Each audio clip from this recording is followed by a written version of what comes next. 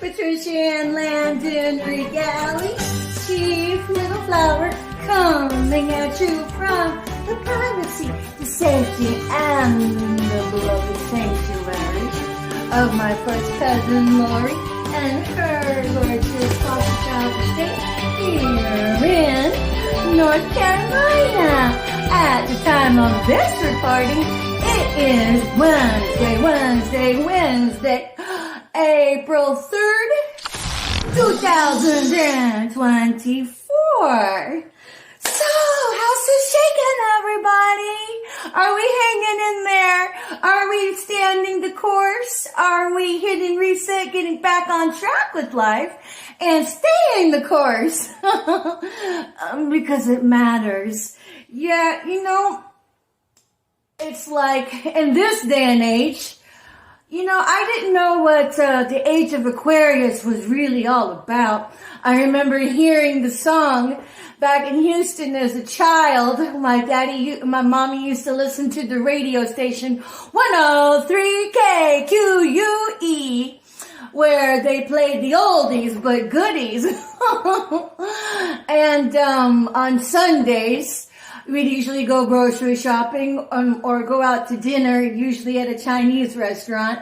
My favoriteest times growing up were sitting down at a Chinese restaurant together as a family. Like one time, we were, this is whenever my family still lived in Detroit, Michigan. We'd gone over the border to Canada. My parents had a favorite Chinese restaurant that was like the best, right? The best of the best. And it was called the Rickshaw. And I must have been about 4 years old. And we sat down to dinner, and back then it was like fine dining, right? And at this particular restaurant, to go to the bathroom, you had to descend some flights of stairs. It was kind of like I don't know if it was a basement, but coming in at street level, you'd have to descend the stairs, probably like 2 flights of stairs to get to the bathroom. And as a child, that was my first surge of independence. I asked my mom and my dad if I could go use the bathroom. They're like, okay. And I'm all like, yeah. So I go down to use the bathroom, and then on my way out, I could hear somebody enter the stairwell, and I'm all like, oh yeah, my mama's coming. She's coming to check up on me. So I hid around the corner, and I could hear the steps get closer and closer. And then so whenever the footsteps got near me, I got around the corner. I was like, blah! And I'm like, that's not my mom. I thought I was in so much trouble. So I trucked it up the stairs and sat down like nothing happened. Not a goddamn thing happened. And I waited for it, and nobody said anything. I was like, woo! I bet that woman remembers me to this day. I was a cute kid. It was like, I was half Asian kid, because my parents, my family was the proverbial melting pot, was the proverbial multiracial, family. It's like, for all intents and purposes, my dad looked Caucasian, but if you got in a closer look and could see beyond the veneer of the light skin, you would see his heavy features of his Native American ancestry. He had a very nice, distinct Nishnab nose. Oh, man, I love the Nishnab nose, because that gets me in my feels. Very prominent, but then my dad, dude, he had like hazel eyes, and if you wore a blue shirt, his eyes looked blue. So he was quite the dynamic, Heinz 57. And then my mom, obviously, had been Filipina. So me, I'd have straight hair as a kid. My mom would always put them in those little pigtails, and I had that, nice, nice, evenly cut bangs. and then little pigtails. I was cute. But if I thought I was cute, my baby sister, Honey Bunny, oh my God, I can remember everywhere we go, people would ooh and fawn over her. They'd be like, oh, she's so cute. And then they would get the other people and be like, come look at this cute kid, maybe like 2 years old. I can remember that. So I always had fun going out to eat, But, it's like, okay, so here we come to this day and age, right? Where, the Aquarian age, like where I was coming full circle, before I took my sidebar, my caveat as me as a kid. Me as a kid growing up in Houston, from about, first grade, my dad and mom used to listen to that radio station, 103 KQUE. And then on Sundays we'd go out to eat and then, go grocery shopping. And then I remember, Harvey, oh man, my name is blanking on his name. Oh my God, this, radio announcer, this storyteller, this reporter, it'll come to me later. At any rate, he used to end his speeches and his talks with, and that's the rest of the story. And so I grew up listening to that, over years. And as a kid, I would be very fascinated with what he had to say. But me being analytical, I began to see the template of what he used to speak from, So I feel like, as a grown child, because I'm still like a kid, and I used to listen to him as a child, I feel like he's impacted me as a speaker. And I'm really thankful that my parents' habits had rubbed off on me in a very positive way, because that was one of the habits that they introduced to me by the simply by virtue of the environment.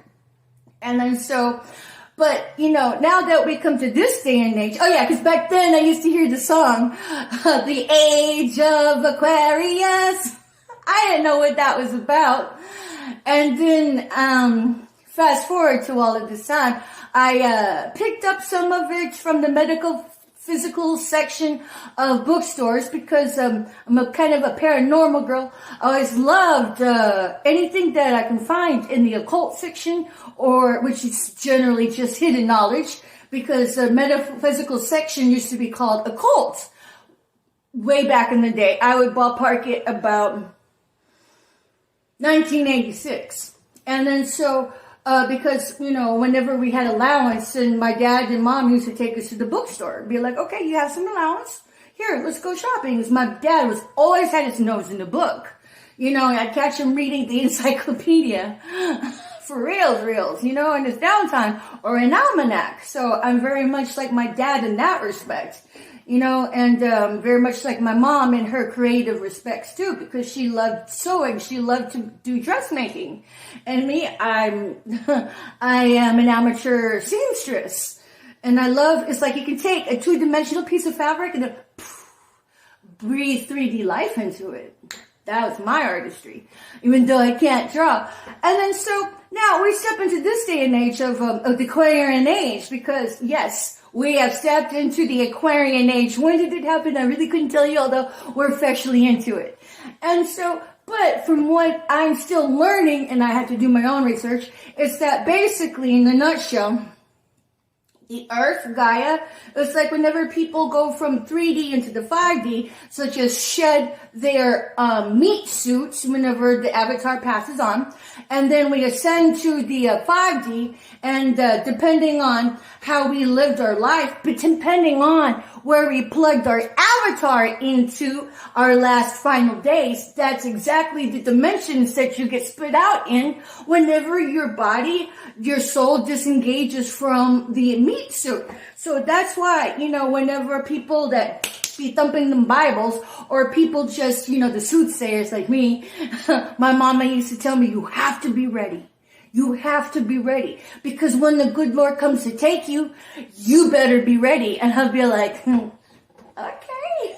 I can do that, And then, but what it means is that whenever death comes to you in the form of your avatar kicking out from underneath you, either by natural causes or by tornado, hurricane, acts of God, freak nature storms, or through underhanded measures because somebody was dispatched to come Team Judas your ass and clock your lights out. God forbid it was done in the ethers, 10:01 as I said that.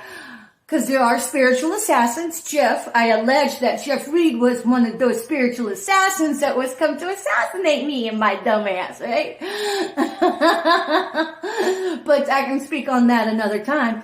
The point being is that whenever it comes time for you to, bite the bullet, kick the bucket, hit the big dirt sleep, that you're vibing at the most optimal vibratory frequency at that time. Because sometimes you see it coming, sometimes it's done real Team Judas and cowardly, that people will just come, pop a lead cap in your back. It's not like you could see that coming unless logistics, had pointed you in the direction. So that's why it's so important to make sure that you are in right standing. Because trust me, even if you don't believe in a hell, there are, even quantum says there are multiple dimensions that are countless and infinite in nature, that whenever you're 11, as I said that on my timer, when your avatar kicks out, you want to make sure that you're primed and poised with the posture of being sucked up into, a land of milk and honey. So that's what it means, that whenever someone says, you have to be ready. You have to be ready. So, with regards to, we know we have to be ready. So, whenever our avatar kicks out, we get sucked into the 5D. From what I loosely understand, Gaia, Mother Gaia, Earth was like, I want to go too. I want to go too. So then, which brings us to the point of the age of Aquarius.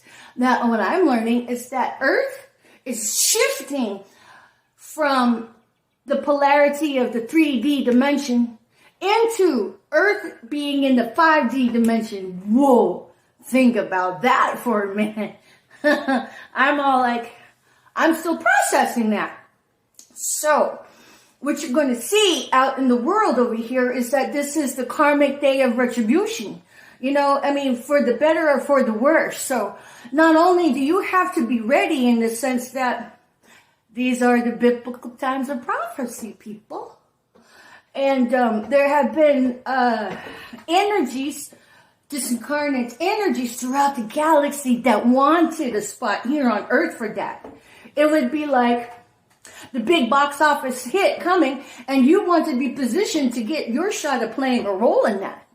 And if you are incarnated, you had done something right to get to be present in this day and age of when it happens. Because you are your ancestor in the making. We are the ancestors in the making. 1313, as I said that on my timer.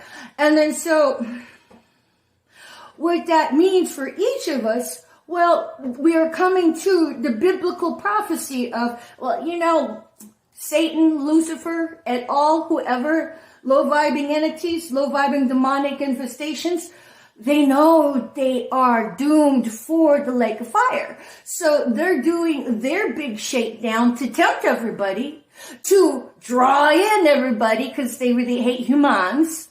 So if you sold your soul to, get their demonic gifts, what you did was basically serve yourself up on a platter for a fleeting payments that will never last you. And then the demonic infestations, you think that they would honor you, they laugh at you the most. Because they tricked your fool ass. Now they own your soul. They don't respect people. They don't respect people. So you made a big whoa. Now if you can get out of your contracts, that's not my forte right now. Other than, I'm always like, there's always hope. There's always hope. But what the walk is of that hope, you'd have to soul search that for yourself. That's if you really want it.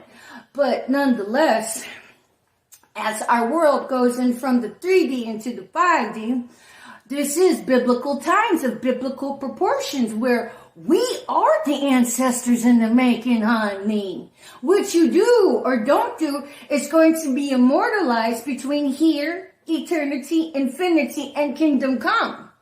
And what you do or don't do for yourself is what you sow into your bloodline. These are the gifts of inherent nature that we bestow and bequeath upon our future grandchildren of infinite nature. And so it's going to immortalize you. So I would hope that you don't have to leave riches in the sense of dollars and billions of that. What you leave is the genetic disposition that you sow into your current genetic DNA through serving upright ethics or through being underhanded in nature. So it is important that you walk the line of ethics. But where do we go from here? Well, I will say this. That number one, be aware of the playbook of the enemy that's trying to usurp the human from their own self to separate us inwardly, to separate us from the deity we say we serve. Be aware of that. And if you are aware of that, you have more control than you ever thought you ever did. Because you'd have to, number one, hit reset, get right with yourself, do your acts of repentance, and stop serving Satan in this camp of Auschwitz. Stop serving in the camp of the psychotic, evil, and diabolical PSYOP assignments. Stop going to your flying flunky monkey PSYOP directors, which are bigots, which are pedophiles. Stop communing there, because that matters. That makes you compromise your salvation, and you are no land near getting sucked into the milk of honey, of which people might call heaven, if your avatar happens to kick out from underneath you. You're compromised. And if you taught your kids how to compromise, you set them up for a motherfucking hell, honey. Don't you care? We're talking about salvation here. So, okay, that aside, you know which camp to get in. You know which camp will get you gridlocked into it. So where do we go from here? Number one, be prepared. That's the first and foremost, is to be prepared. And that's how you get prepared. But even if you are serving the lights, I'm going to tell you something. All of these rotten, dirty scoundrels that are getting the grub down through the psychotic PSYOP assignments of the sacrifice circuit that actually will, kick your avatar out from underneath you so they can get sudden wealth through life insurance scam policy payouts and then turn around and harvest your organs. There's a lot of them. I would roughly estimate it about 1/3 of the populace. At a cursory glance. Logistically, I've seen the militias out there. And then let's talk about the visceral, the nitty gritty. Well, these fool asses are going to slander you. They're going to character assassinate you. They're going to do the book of Job and throw everything they got at you from the book of Job. Okay? Go read that, because that's what you are up against. All right?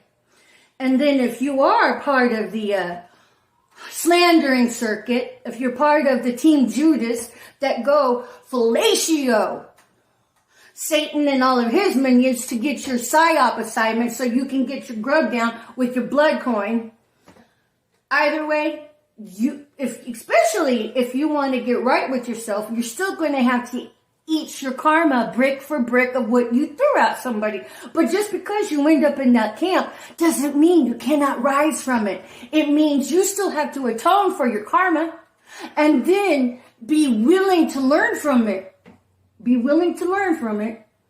And then if you're the one that has had to eat every brick of their dastardly and unsavory psychotic psyop assignments that are meant to destabilize you, that are meant to cause you to implode, that are meant to make you clinically depressed, that are meant to make you go ape shit and opt out with seppuku or suicide. Even when you are serving the light, be prepared for that. Because it doesn't mean it's not going to happen. It means, hey, logistically, you have been saddled up with the weaponry of what's going on in our United States at this very moment, in these end times, in these biblical days of prophecy. That's what we're in. But you can survive it. So here's the deal. Either way, whichever camp you're in, you just might go homeless. You just might go bankrupt and get blackballed from employment. How do I know? Because these bastards did it to me. All these guys needed was a fake as fuck story front to give somebody reason to hate me when it was just all based on conjecture, when it's all just based on lies, when it was just all based on character assassinations because I had a dollar bill on my head, my organs. Well, I'm a $1 billion baby, honey. Liquidated. But I say I'm a $1 billion baby because that's what I'm drawing in. That's what I expect, no less than my manifestation qualities. Because whenever I'm on my feet, and I know it's going to take people to get there, because at this particular moment, for all intents and purposes, I am gridlocked. But it doesn't keep me from manifesting or dreaming. That's what you need to do. You need to rise up above inwardly, emotionally, so spiritually, and bloom exactly where you're planted. So with regards to where do we go from now, be very conscientious. You might end up losing your job, period, because these assholes have run game on you, and now you're being blackballed from employment because these bastards of the employers have bought into getting their grub down. Just tell me who to harass, who to assassinate in character, and I got this. Yes, your employers do that. That's why it's important not to patronize, not to patron companies that participate in it, such as Fred Meyers. That is my allegation. Take me to court if you don't like me saying it. I can talk more about that another time. Until then, just check out my videos from last year. So, if you are caught between a rock and a hard place, jammed up in a pickle, either way, even, this is free of charge to the ops. And if you are caught up in a pickle, serving the light, hold on tight to your cross, because you just may have to go Job for a while and get chastened by the fire. Is it fair? Not at all. It's not fair at all. But just because you get thrown a bunch of bricks does not mean you cannot eat brick for brick and survive that. I promise you that. Will you still feel suicidal? Fuck yeah. But you come to a point in your life to where, you know what, you shed that skin and now you're like, I'm ready for it. That's what happens. But with regards to facing potential homelessness, my biggest advice would be just prepare for it. Just dive into it. Just dive into it if you have to. Because if you have a reserve of life savings, don't waste it on a hotel room. Don't waste it on a house, payments where you don't have fundage coming in. I would suggest that you just start preparing for homeless now, right where you are. And then if it means selling the house, you sell that house. You get your funds into place. So that way you can gypsy your way, practically gypsy your way, and end up saving your funds that way. Because if you try to hold on to your roof over your head tooth and nail, you're going to deplete your life savings. So looking at homelessness, if that's where you are at, you might as well just embrace it and start getting camping equipment. Prepare for it in advance. Look around to see where you would have to hole up if it came down tooth and nail and everything else was orchestrated away from your life. So that way you're not hit with it, blindsided, because you tried to hold on to your home but with grim death. And these assholes came at you so hard anyway. that you went into homelessness of your volition, of your control, that you had researched your area and know where you would be safe, and that you did it such a good job, you ended up getting the camping equipment for it. That's what I'm talking about. You need to prepare for it.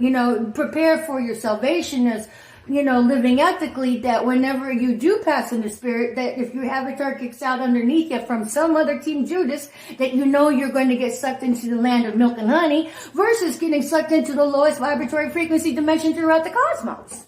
But beyond that, how you handle it logistically for now is just let the boat go.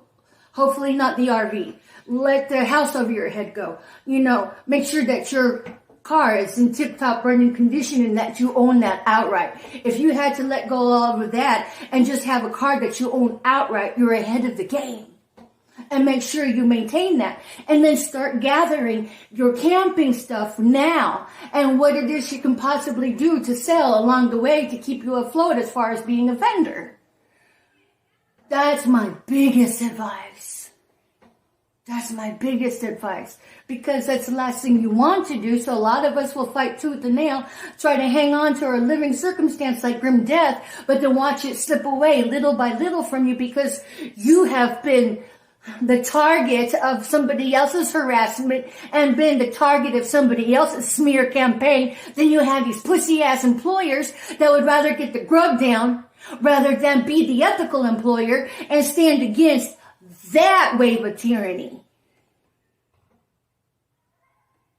And look to God to be your vindicator. Save your emotional wreck for yourself. Don't chase after the people doing it to you. Let God take care of that. That's what it means when you say give it to God. And He'll vindicate you. But then if you don't believe in God, that's fine. Just don't bother them. Clock them, know who they are, and hold on to your peace. Silence is a wall around wisdom. And then let the universe give them the smackdown in the ethers. Let karma do its job. And then, of course, forgive them. That's the secret sauce. It's forgiving. And you just start preparing your life now for being a nomadic gypsy without the stealing. So,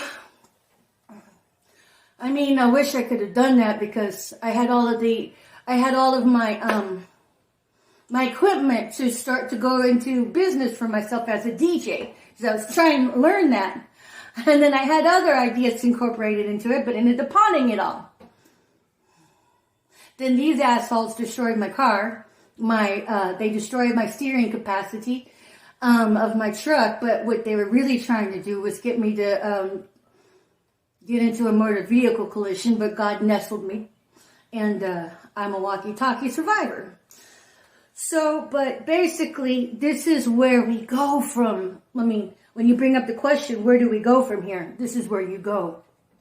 Be prepared to be the target of the onslaught of these sacrifice circuit coven, satanic ritual ass bitches. Of the slandering circuit, of the Auschwitz 2.0, of the organized hate crimes that, enables the prejudice of children being molested, that enables the prejudice of enabling human trafficking, sex trafficking, children trafficking, fentanyl trafficking. This is what this cesspool enables, people. That's why it's so important to demolish that entity and get rid of the gang stalking already. Because the gang stalking is targeting of the individual. Gang stalking is nothing more than group stalking, which is nothing more than organized hate crimes that proliferate organized hate crime psyop assignments. So if you think that you are going to get away with the ambiguity of, trying to prove it, bitch, when you go get your flying flunky monkey handler training sessions by those bitch ass bigots, you've given up your trail. You are guilty by association. Not to mention, your electronics are hacked 9 ways from Sunday simply by ease. And that anything that happens into a house, you don't need cameras inside of it. You don't need microphones. Anything that the ethical factions need, they can do just by driving by. So you're busted anyway. So, remember that if you're being targeted, not only do you have God on your side, you have to trust and believe in the universe no matter how bleak it may seem. I do. I mean, I hope it, but here I am. Here I am. And if you're an ethical whatever working on my case, like I said, I love you, thank you, but where the fuck have you been? I'm doing the pee-pee dance, hoping that you come get things taken care of. Please, I want to get back on my life. I want to get my teeth fixed. I want the radiation poison smile to be revamped into restoration. And honestly, I want to kick it up a notch and help spread the word with what I've learned and how to help others survive their atrocities. I mean, so whatever you're doing to invest in me, you do to invest in the future in the grand scheme of things. So let's all make it a good one, and this is how we go forward from here. Through forgiveness. So, thank you for watching. It's been Patricia Ann Landon Regali coming at you from, and I really appreciate my cousin bringing me into her home, because I would much rather be with those that say they love me than out in the frying pan any good day. And I appreciate everything she has done for me. So hopefully, if you're a targeted individual, hopefully you end up with somebody that invests in you. So, at the time of this recording, April 3rd, 2024, taking a really good look at the state of our society and where we go from here. At any rate, thank you for watching. Patricia Ann Landon Regali, Chief Little Flower. Boop.